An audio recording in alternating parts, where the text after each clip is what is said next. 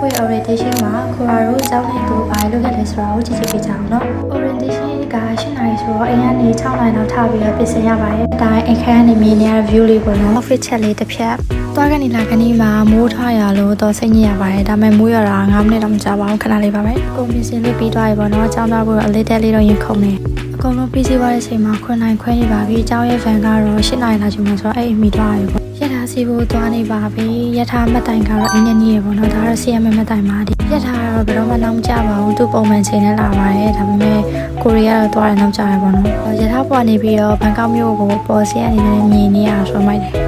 CM မတိုင်ရောက်နေပါပြီဒါပေမဲ့ကျောင်း van ကိုအမိသွားပါမယ်8နာရီကျော်နေပြီနောက်ဆုံးမမီတော့လို့တစ်စီပဲငားပြီးတော့သွားပါတယ်ကိုရောက်ရှိပါပြီ8နာရီခွဲတော့ပါမယ် registration အမိသွားမှာပေါ့နော် registration က8နာရီ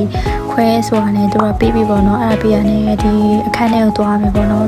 student ID နဲ့ကိုယ့်ရဲ့နာမည်ကိုပြောပြီးတော့ဒီညမှာ register လုပ်ရပါတယ်အခန်းဝင်တဲ့အချိန်မှာဒီလိုနာမည်လေးနဲ့ကိုယ့်ရဲ့မိသားကိုရေးပေးရတာပေါ့နော်အခန်းထဲရောက်ပါပြီ student council တွေက game ဆော့ခိုင်းနေပေါ့နော်ကခုကနေ game ဆော့ပြီးတော့သူတို့ present လေးပေးပါတယ်အကြောင်းရဲ့ room နေနဲ့ပတ်သက်ပြီးတော့ရှင်းပြနေရပါအကြောင်းရဲ့ visa ဘိုင်းနဲ့ပတ်သက်ပြီးတော့သူတို့ကတခြားလေးပြပြပေးပါတယ် visa ဘယ်လိုမျိုးထုတ်ရမလဲဆိုတာပေါ့နော်ကတော့ Stanford ကျောင်းရဲ့ president ဖြစ်ပါတယ် president က7 minute လောက် speech ပြောသွားတယ်ပေါ့နော်အကြောင်းနဲ့ပတ်သက်ပြီးတော့လည်းတခြားလေးလာရှင်းပြပါတယ်ဒါကတော့ IT ကလာရှင်းပြတဲ့ဘိုင်းလေးပါအကြောင်းနဲ့ပတ်သက်တဲ့ email နဲ့ပတ်သက်ပြီးတော့ကို report တင်လို့ရတဲ့နေရာတွေပြပြတာပါ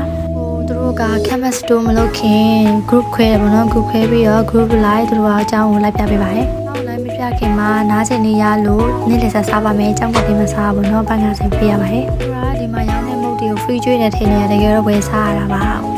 ပြီးတော့ပြီးလို့ biting ဝပြီဆိုတော့ student တက်လို့ဖို့ building 1ကိုသွားပါတယ်ရှေ့ကမမရတော့ agency ကမမဖြစ်ပါတယ်ကျတော့ကျောင်းသားကနဲ့ပတ်သက်ပြီးတော့လုပ်တာတွေဘယ်နဲ့ပတ်သက်ပြီးတော့ချက်လက်ယူတာတွေနောက်ပြီး visa ကိစ္စတွေကိုဒီ building မှာလာပြီးလုပ်ရတာပါကျောင်းသားကလုပ်ဖို့အတွက်ကိုယ့်ရဲ့ passport နံပါတ်ရဲ့ကျောင်းသား ID ရပေးရပါတယ်ဗီဒီယိုလေးကနည်းနည်းရှည်လို့ဒါကို part 1ထားလိုက်မယ်နော်